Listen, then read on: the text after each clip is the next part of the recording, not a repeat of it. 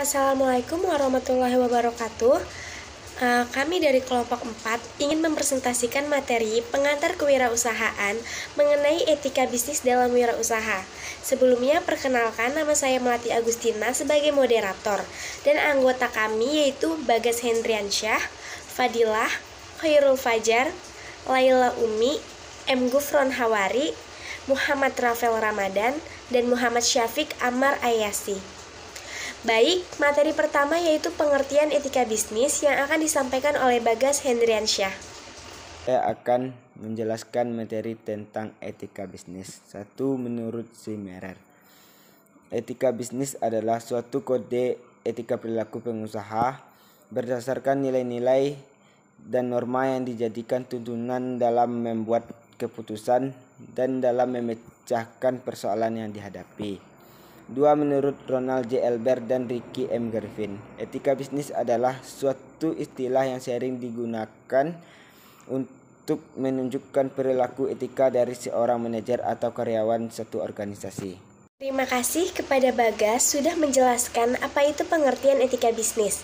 Materi selanjutnya akan disampaikan oleh Khairul Fajar. Halo semua, perkenalkan nama saya Khairul Fajar. Saya mahasiswa Universitas Negeri Padang, jurusan Bahasa dan Sastra Inggris dengan NIM 2101945. Di sini saya akan menjelaskan tentang stakeholders. Apa itu stakeholders? Stakeholders adalah semua individu atau kelompok yang berkepentingan dan berpengaruh dalam pembuatan keputusan perusahaan. Dalam stakeholders ini terbagi menjadi dua, yaitu ada internal stakeholders dan external stakeholders. Internal stakeholders adalah pemangku kepentingan di dalam perusahaan, sedangkan external stakeholders adalah bagian dari pemangku kepentingan bisnis di luar organisasi. Di stakeholders ini terdapat kelompok yang disebut kelompok stakeholders.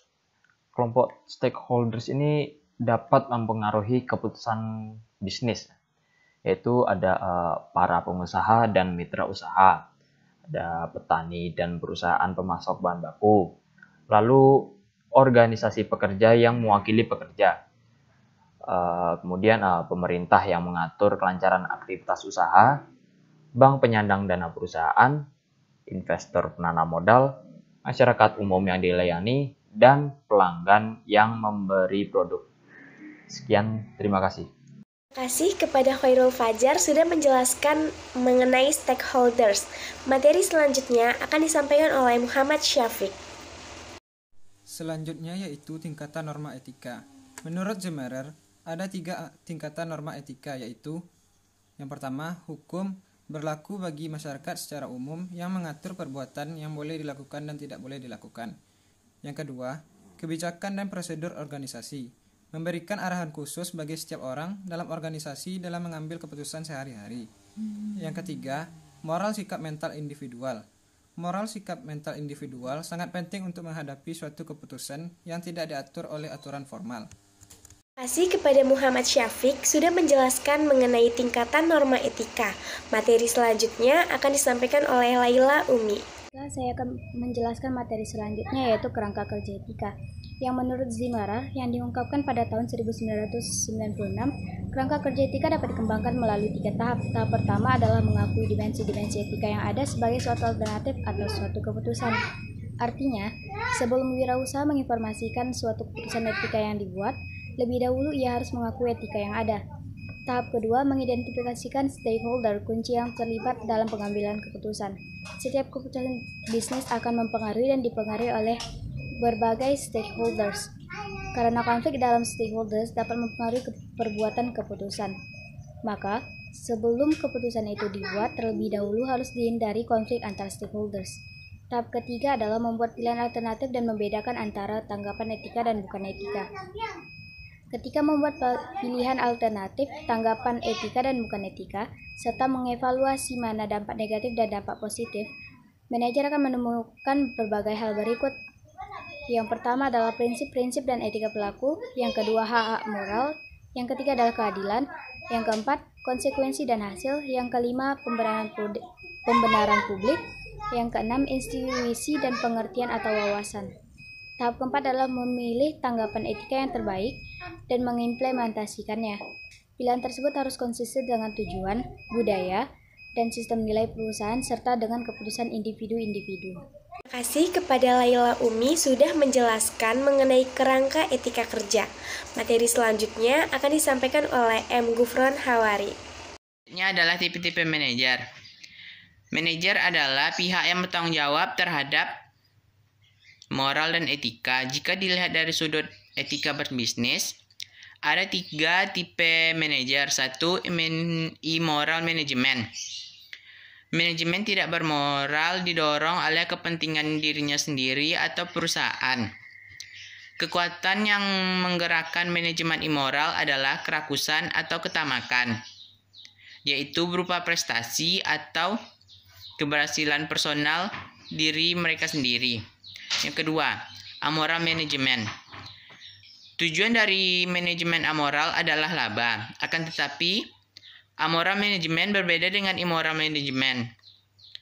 Cara membedakannya adalah amoral management melakukannya karena ketidaksengajaan melanggar hukum atau moral etika. Ketiga, moral management. Moral management bertujuan untuk meraih dan keberhasilan tetapi dengan menggunakan aspek legal dan prinsip-prinsip etika berbisnis. Terima kasih kepada M. Gufron Hawari sudah menjelaskan mengenai tipe-tipe manajer. Materi selanjutnya akan disampaikan oleh Muhammad Rafael. Baik, terima kasih kepada Melati. Perkenalkan, nama saya Muhammad Rafael Ramadan. Saya akan menjelaskan prinsip etika dan perilaku bisnis.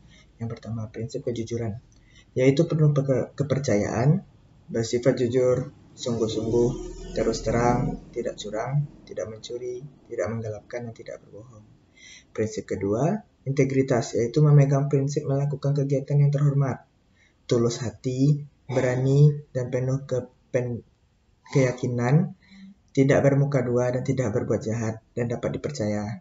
Yang ketiga, prinsip ketiga, memelihara janji, yaitu selalu menaati janji, patut dipercaya, penuh komitmen, tidak menginterpretasikan persetujuan dalam bentuk teknikal atau legalistik dengan dalih ketidakrelaan. Prinsip yang keempat, kesetiaan, yaitu hormat dan loyal kepada keluarga, teman, karyawan, dan negara.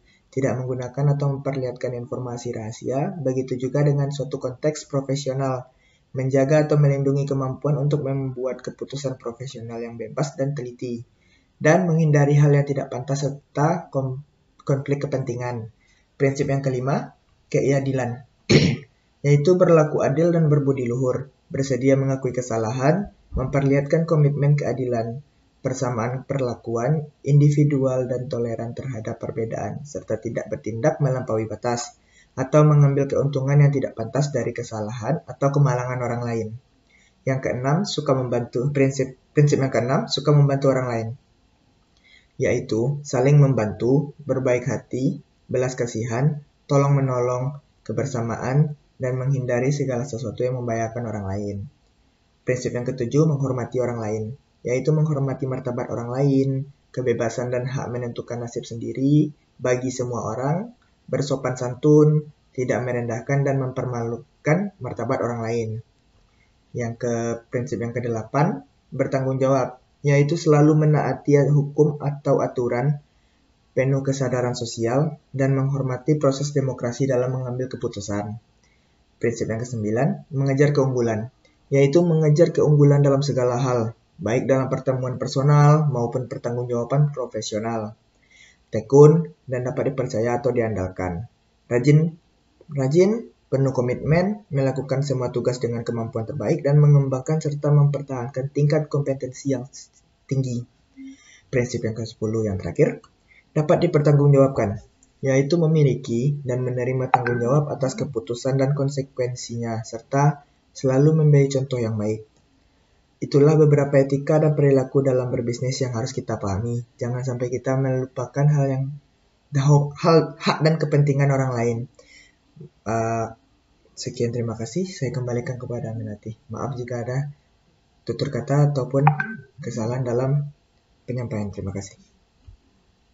Kasih kepada Muhammad Rafael sudah menjelaskan prinsip etika dan perilaku bisnis.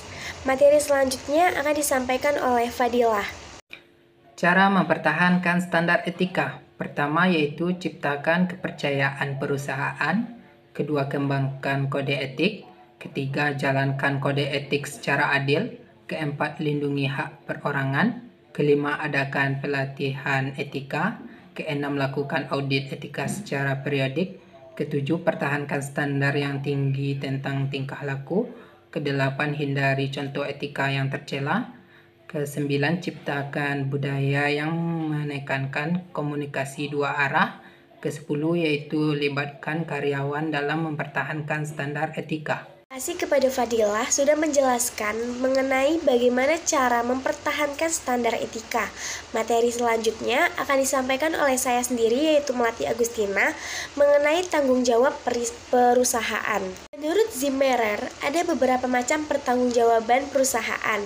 Yang pertama yaitu tanggung jawab terhadap lingkungan, yaitu perusahaan harus ramah lingkungan. Artinya, perusahaan harus memperhatikan, melestarikan, dan menjaga lingkungan.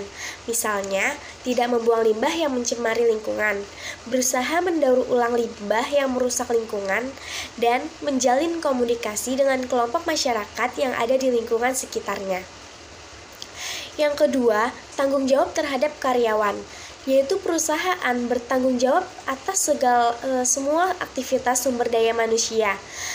Menurut Zimmerer, tanggung jawab perusahaan terhadap karyawan dapat dilakukan dengan beberapa cara, yaitu pertama, mendengarkan para karyawan dan menghormati pendapat mereka. Yang kedua, memberikan umpan balik yang positif, baik yang positif maupun negatif.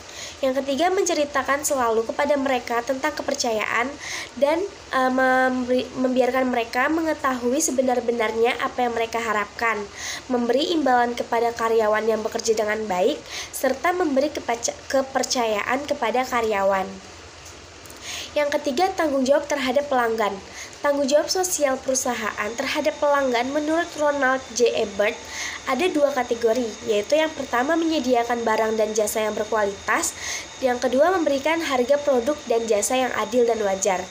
Tanggung jawab sosial perusahaan juga termasuk melindungi hak-hak pelanggan. Menurutnya ada 4 hak pelanggan, yaitu hak untuk mendapatkan produk, hak untuk mendapatkan informasi segala aspek produk, hak untuk didengar, dan hak untuk memilih yang akan mereka beli. Yang keempat, yaitu tanggung jawab terhadap investor. Tanggung jawab perusahaan terhadap investor adalah menyediakan pengembalian atau return investasi yang menarik, diantaranya dengan memaksimumkan laba. Selain itu, perusahaan juga bertanggung jawab untuk melaporkan kinerja keuangan kepada investor seakurat dan setepat mungkin. Dan yang kelima itu yang terakhir, tanggung jawab terhadap masyarakat. Perusahaan harus bertanggung jawab terhadap masyarakat sekitarnya, misalnya dengan menyediakan pekerjaan dan menciptakan kesehatan, serta menyediakan berbagai kontribusi terhadap masyarakat yang berada di lokasi tersebut. Sekian presentasi dari kelompok kami. Terima kasih atas perhatian semuanya. Kurang lebihnya kami mohon maaf. Wabillahi taufiq wal hidayah. Wassalamualaikum warahmatullahi wabarakatuh.